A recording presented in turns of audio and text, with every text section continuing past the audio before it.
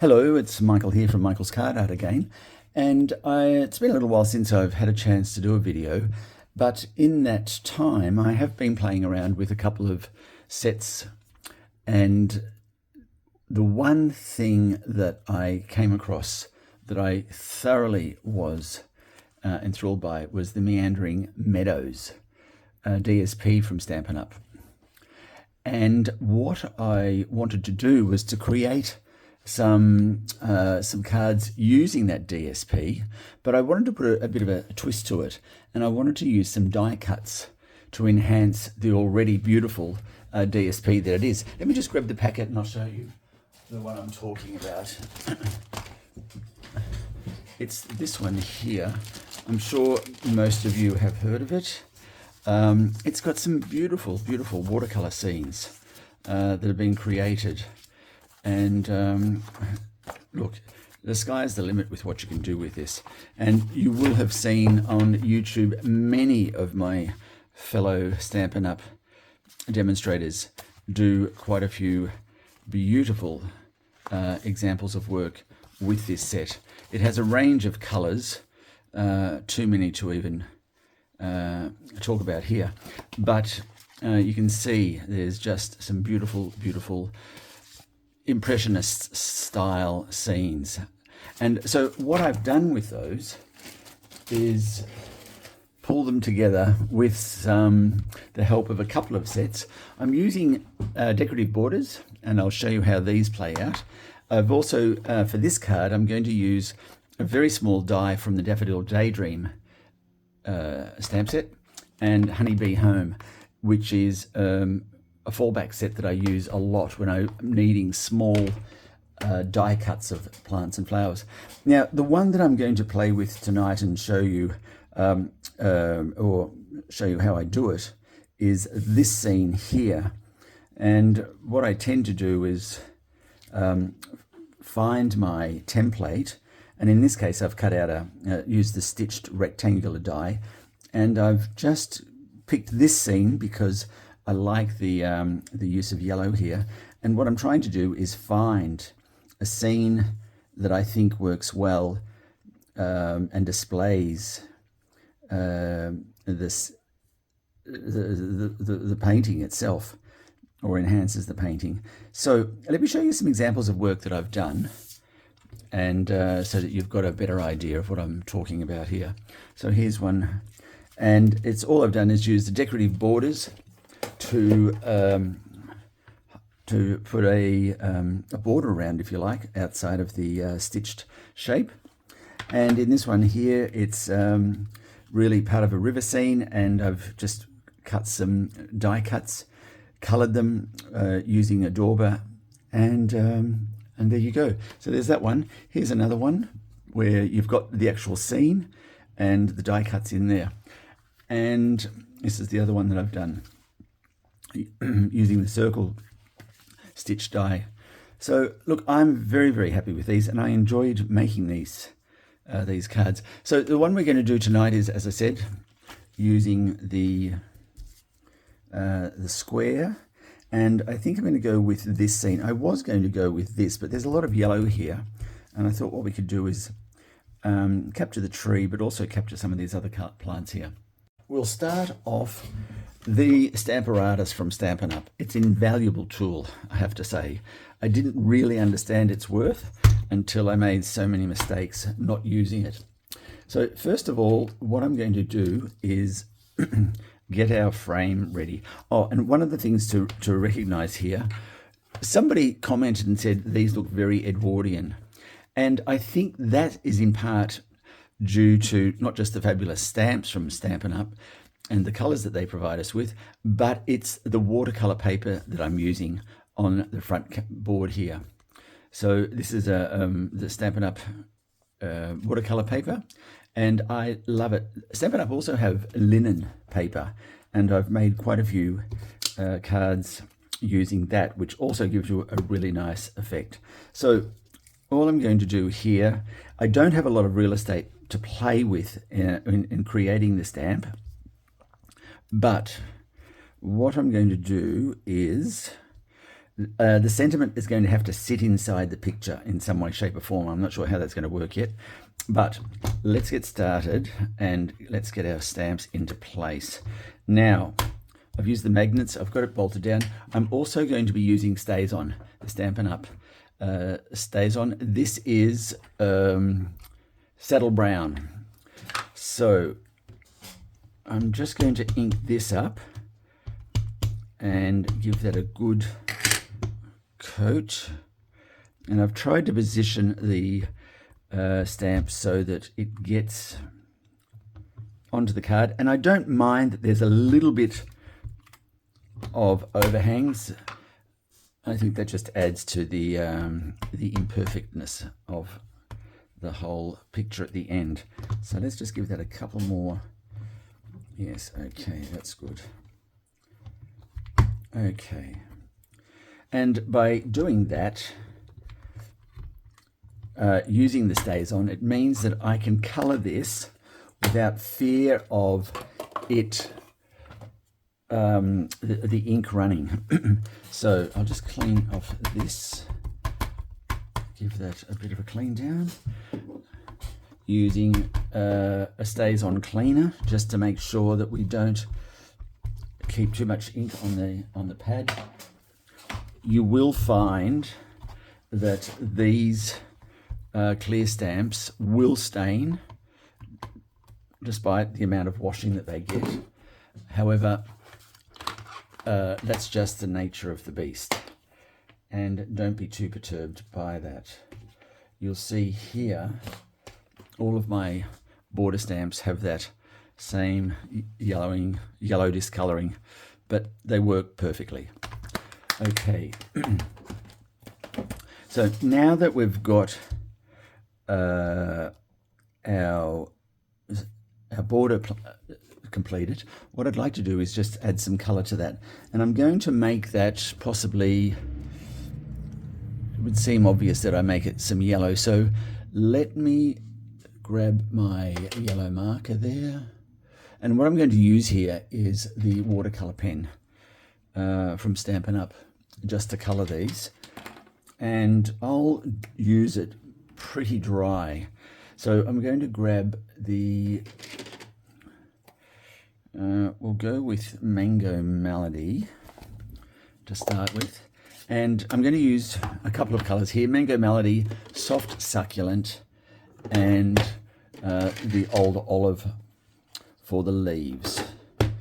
And I will put in a second color here, and I'm going to make that second color a blue, and that blue will be Balmy Blue. Okay, so what I'm going to do is let's start with the Balmy Blue. Now all I'm doing is this. I don't have too much water, if any water. It's just got the faintest amount in the barrel, and I'm just going to apply it as such. Now these two buds of the flower are going to be given a single coat to start with, and then what I'll do with the top flower, I'll give that a secondary coat just to make that a little darker, because that is in the foreground. Okay, now I won't go over that second one other than just to give it a bit of color. Okay, now I'm not going to make you have to watch all of this. I'm going to turn, I'll do this and then I'll come back to you when it's completed, but that will give you an idea of how I apply the color in this instance. Okay, so I'll be back shortly. So I've now colored the card using the watercolor painter and the colors that we talked about, and I've also cut the background to size and capturing that gorgeous DSP. Now, have I cut it to the right size? And something tells me that I haven't. So let me just go and address that. Or have I done it? Give me 2 seconds, I will just cut that.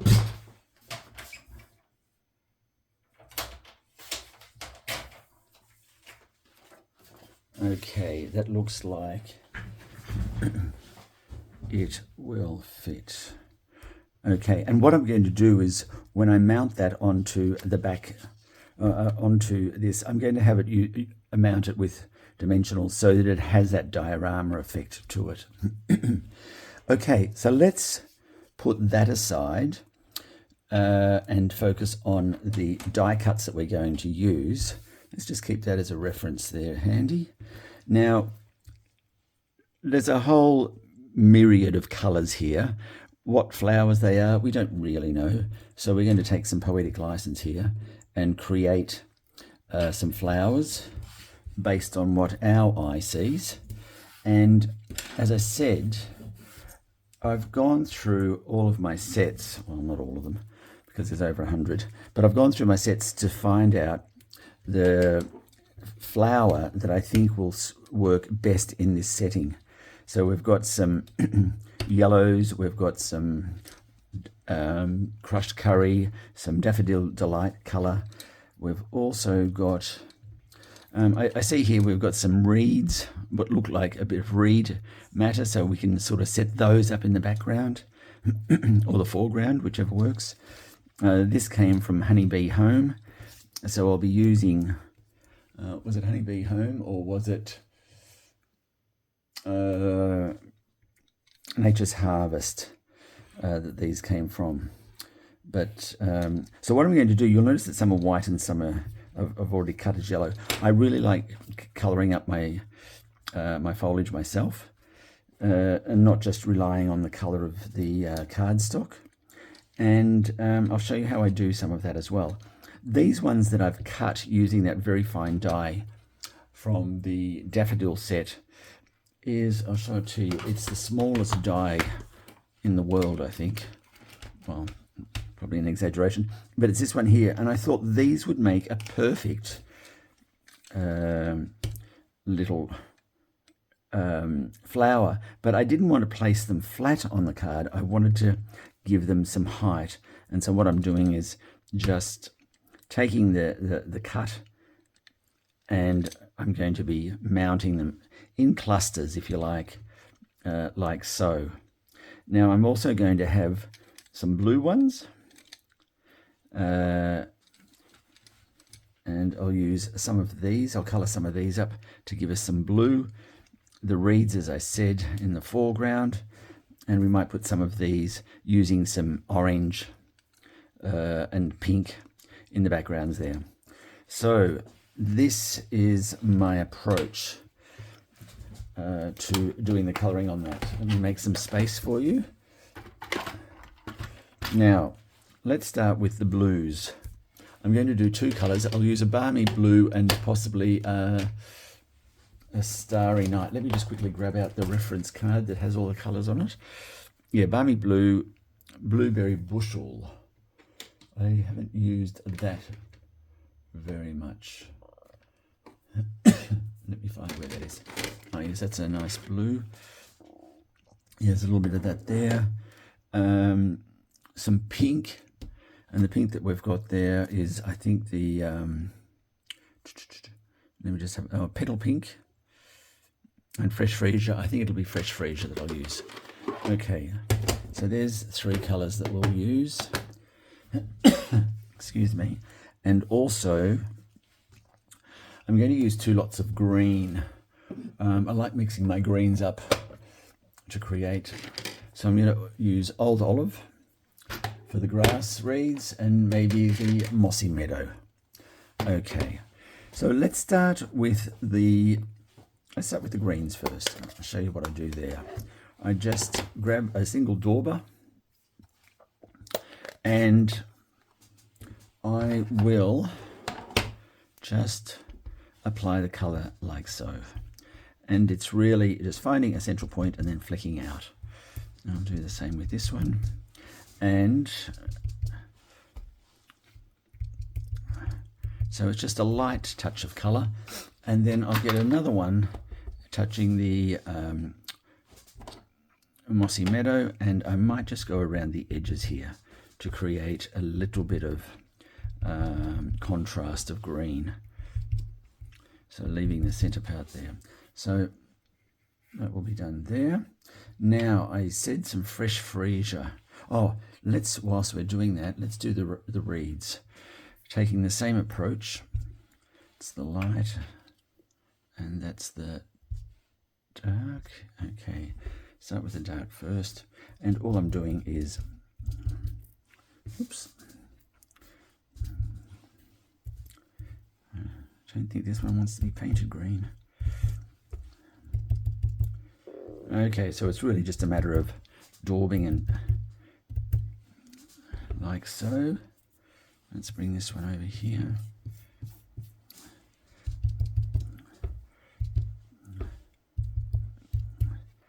And finish off with some olive green.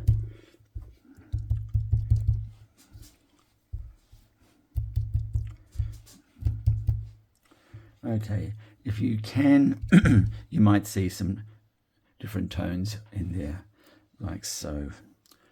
Okay, this is the olive green. There we go. And I'll show you how we put those into the picture. Now, the fresh freesia, let's bring that one over and get some of that color ready to play out. And it's really the same approach, grabbing a dauber and actually I might use this one.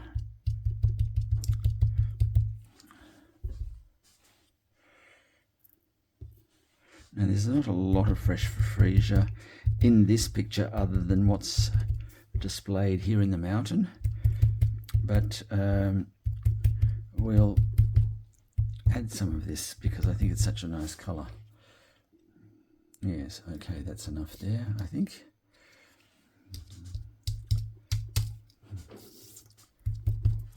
Okay, so there's a fresh freesia. Now this one here, let's make that, we've got some yellows, let's make that a really good orange. I'll just close this off. Here we go. And I'm going to use the pumpkin pie for that bit of orange there. Just grabbing another dauber. And I love the way this color, when it's daubed on, it kind of has this, it just has a nice texture to it. And that's what I'm after. I don't want to color the whole thing orange.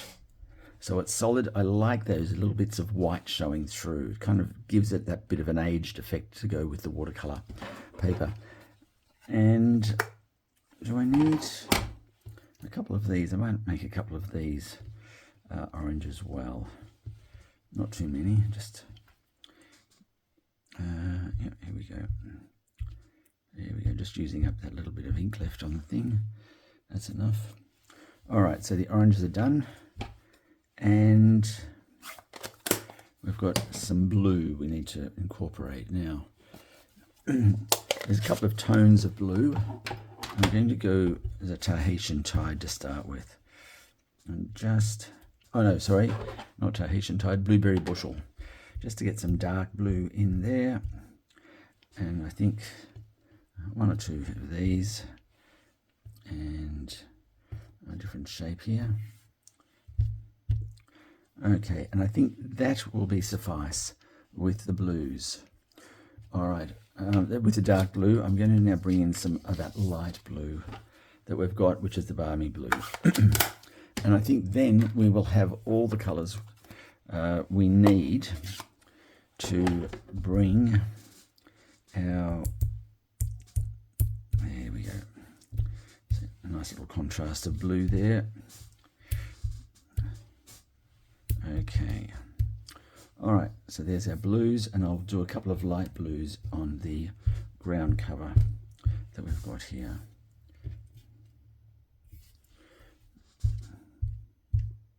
There we go, a couple there. Now we've got yellows of varying shades, and I think we've got plenty here that we can work with. Yes, okay. Oh, just another couple of light blues.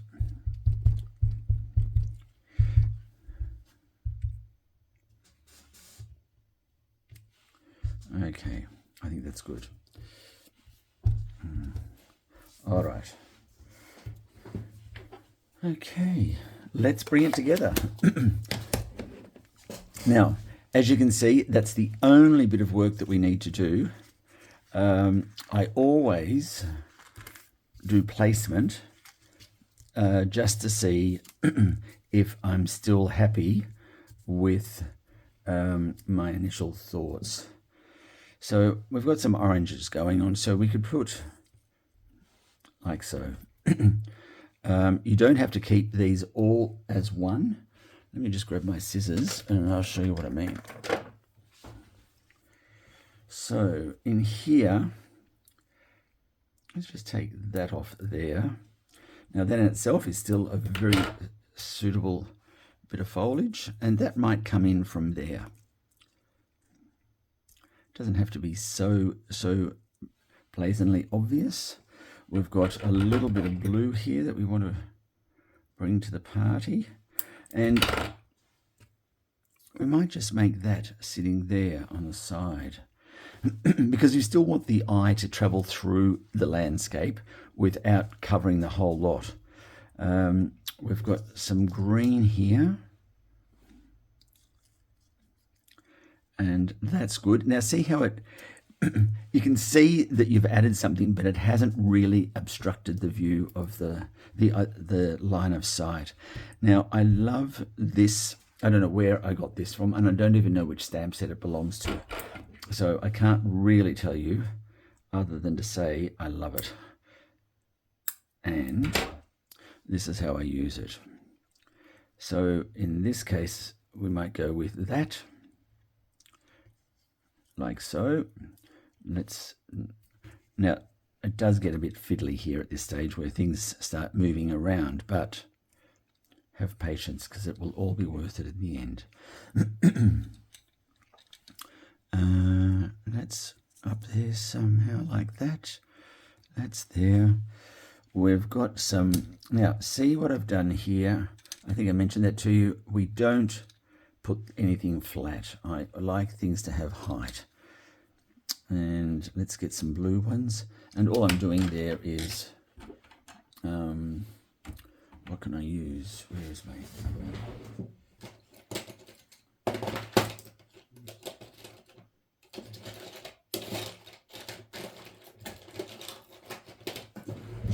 use my tweezers. And what I'm oh no, actually this is what I should use. This will be perfect. Just get your foam mat and do like so. Okay, there you go. Keep it one spot in the center, and it looks like the center of a flower as well. That stamen area of the flower, just by pushing that down like that. There you go.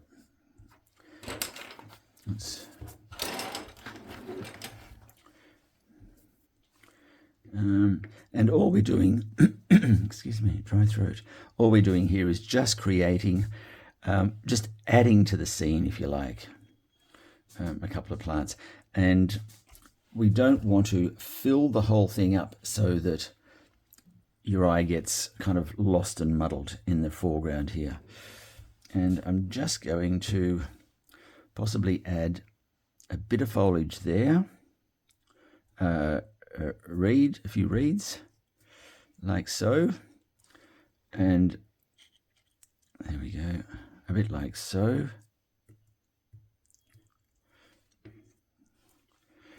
And we'll find that that will probably be enough. Oh, okay, that belongs in there as a... All right. And we might just put a couple in the foreground there, these nice orange ones here.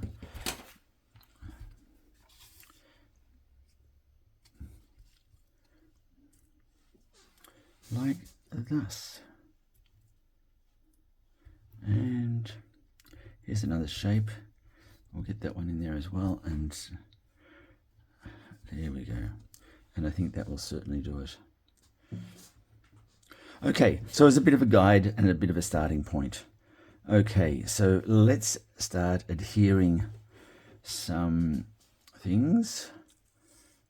Shall I take that up there that high? Yes, I think we can. I think we can afford to do that. Okay, but I just need to shape that a little bit. So that just end point there, we don't want that there because it makes it look like it's been cut off, despite the fact that it has. And then when I think about that though, with this one,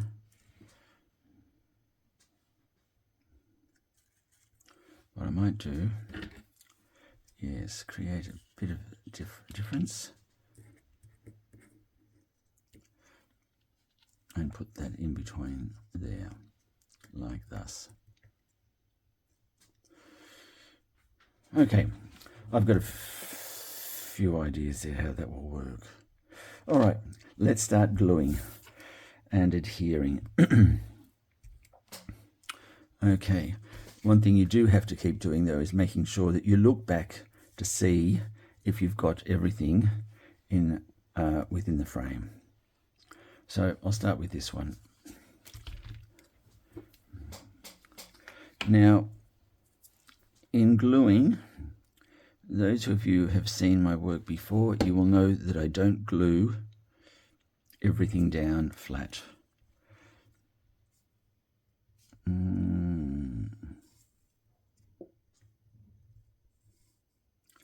I like height and dimension. I mean, height and texture, sorry.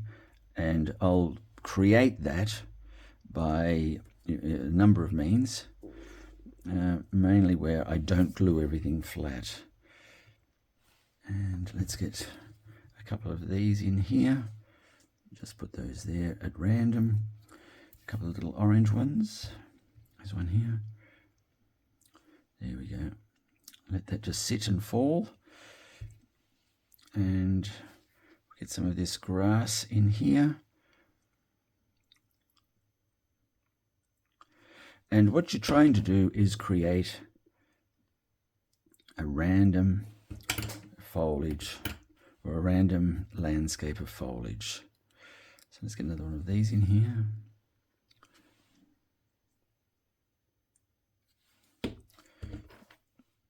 Actually, that didn't mean to go there, but I kind of like it. Have I got another yellow? Yes.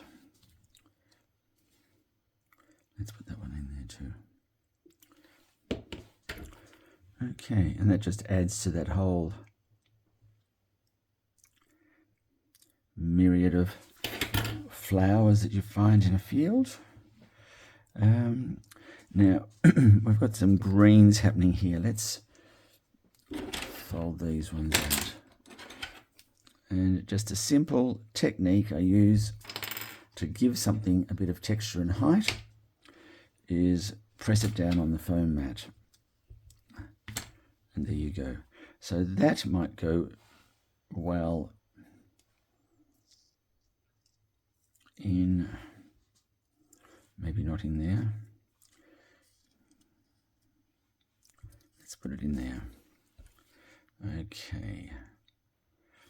Okay, you can see I've just got glue down on the bottom there and nothing at the top as yet. Making sure it's still within frame. There we go. Okay. All right. Now, some blues. Let's get those over here.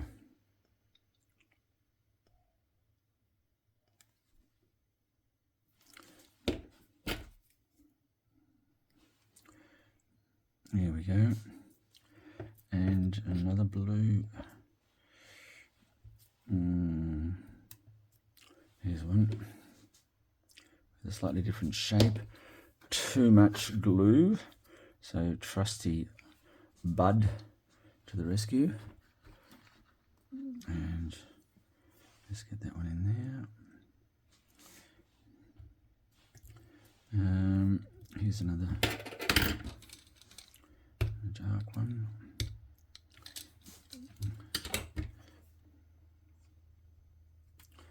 give it some height, and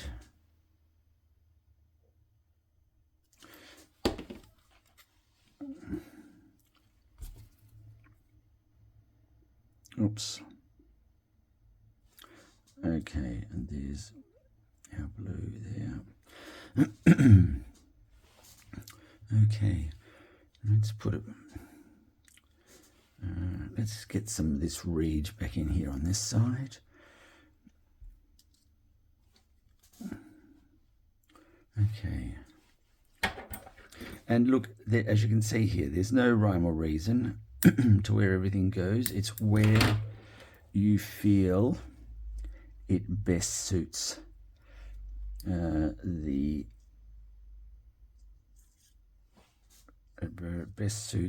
no, actually there.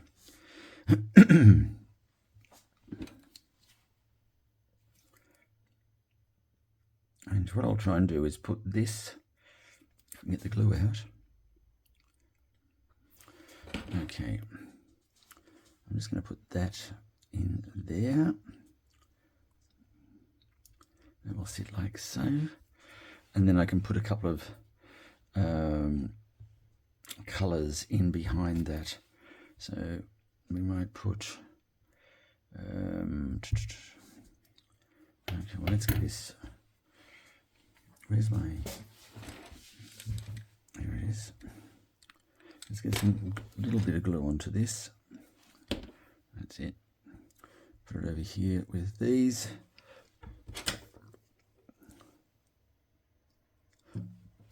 Now, I said don't block the view as such, but you can see I'm not going to put anything there. I'm going to still create a walkway that allows the eye to travel through into the scene. And I might just put our orange friend here. Too nice a colour not to use. I'll cut it down here. There we go. And then I'll get this onto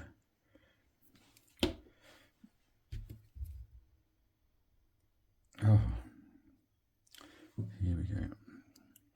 Bring that around and place that in there like so. Now, I do like it when the plant overhangs the border like this, because then it lets people know, the viewer know, that this is not a scene that is confined to, actually there might be enough there, that is confined to the inside of this. I like this little one here, and I want to get that into maybe this scene. I don't need that one. I don't think. There's a bit of freesia there, so let's get that in here.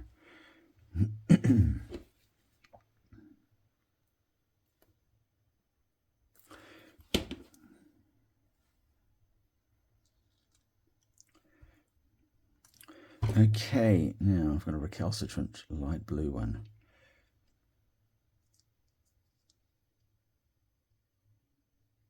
There we go.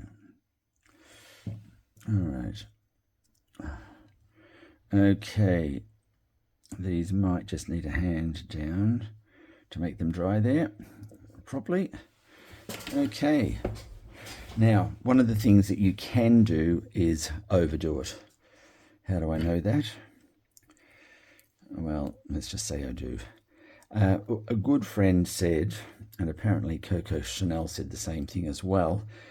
She said, when you leave the house, look in the mirror and take one item off. Well, it's a bit like that with card making, I think. Just when you think you've done a complete job, have another look and see what you can remove. That's the challenge of card making, because if anyone's like me, you think everything you've put on there is just needed. But the truth of the matter is it's possibly overdone. Okay. And there's nothing worse than something being overdone. A steak, an outing, or a card. Now, you know, I like that. I like it because there's height and there's certainly texture, and I think that's probably adequately sufficient. If there is, okay, just bring this, take some of that off. There we go. I'm going to put that down there. And I think that's it. I think that's done.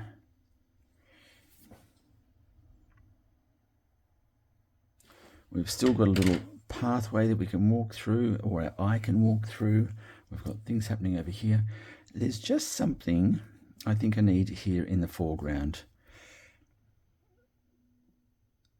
Or do I not? I've got all the colours there. I've used all of those. Have I got enough dark blue? Would these help?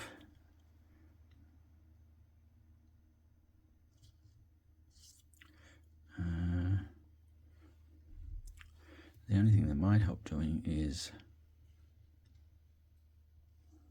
I'm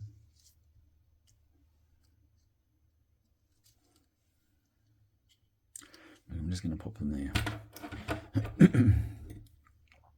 There we go.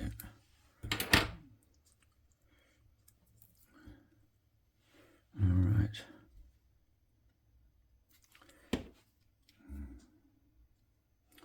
And they will just sit down in here, like so. Perfect. Well, says I. Right, what I'm going to do now is carefully remove the frame, and that's what you can see. Okay, I really don't mind that at all. It does look better with the frame. I'll just get rid of that little bystander. Okay. All right. Now, what I'm going to do is I'll just remove these, and I'm going to create the backing board and the base card. So let me go and do that, and I'll be straight. Now, what I've got is the backing board, and I've secured the to a piece of cardstock. This will then sit on this here like so, and then this will be set with dimensionals over like this. So there's your scene there. Just for those people who want sizes, I'm just starting out with videos and doing this, and so I'm finding my way, and I don't always get around to telling you or writing down the measurements and things like that. Like, so many of my colleagues are so much better organized than what I am when it comes to videos. My passion is creating, and then I think, oh, I should have put that on a video. So anyway, that said, so all of my single fold cards are of the same size. So it's sorry, I've forgotten it already. It is 13 centimeters by 21 centimeters. And these, my top card is always, whether it's a window card or not, are always 12 and a half by 10 centimeters. So 12 and a half by 10 and 13 by 21. Okay. And that's in Australian. That's in Australian. That's in metric. I cannot tell you what it is in imperial measurements. I'm sorry.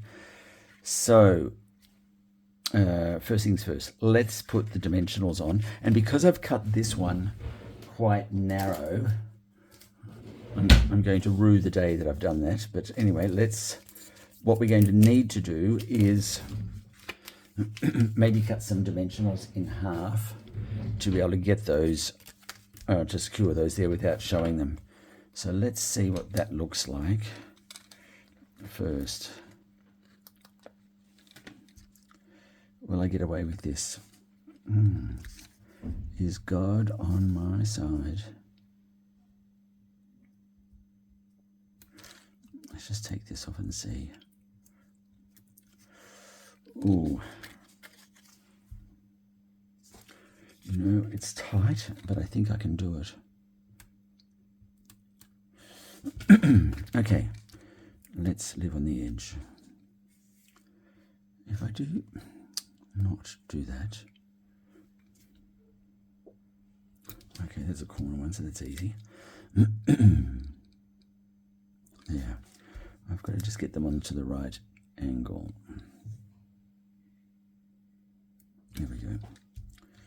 I think this will work.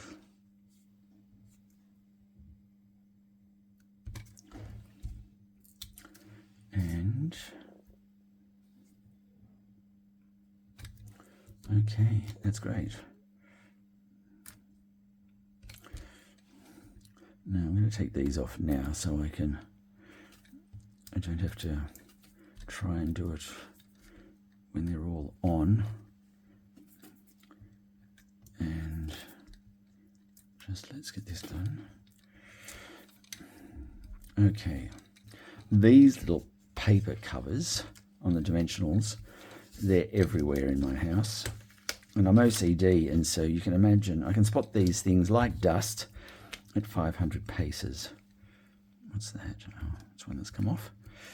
Okay. So, here we go.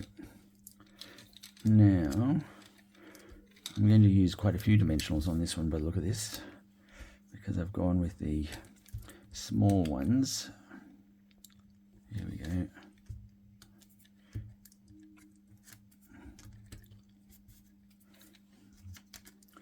All right. Just a couple more.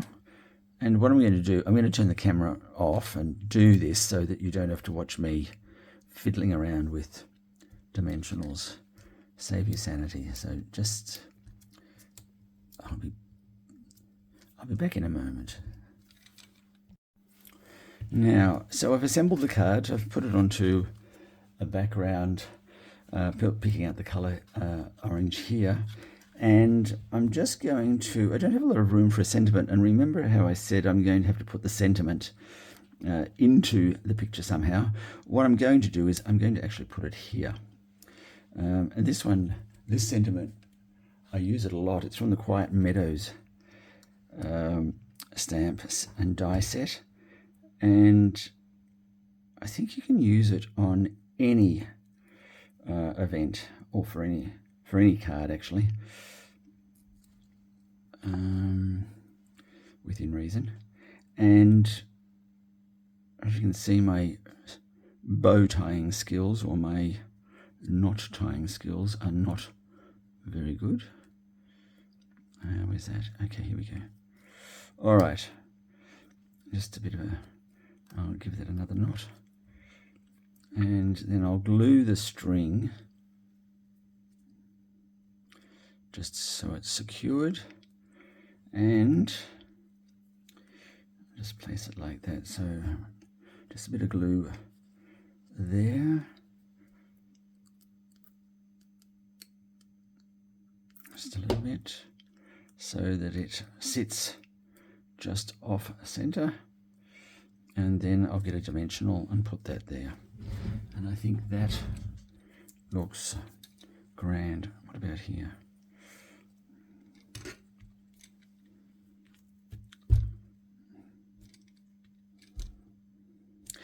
It's like one of those hairs that sticks up on your head when you're a kid, and your mother used to lick at palm of a hand and then try and pat it down. That's what it just reminded me of.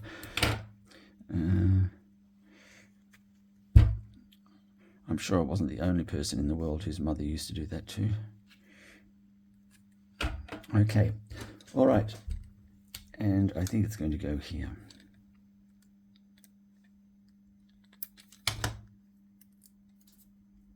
There we go. All right, there's our card. Done. And here are the others from that same series, if you like. So it's really just a matter of finding the scene that you want to work with and making it come alive. So there we go. I hope you've enjoyed that. I hope you've learned something, and I hope to see you next time at Michael's Card Art. Thank you very much and take care.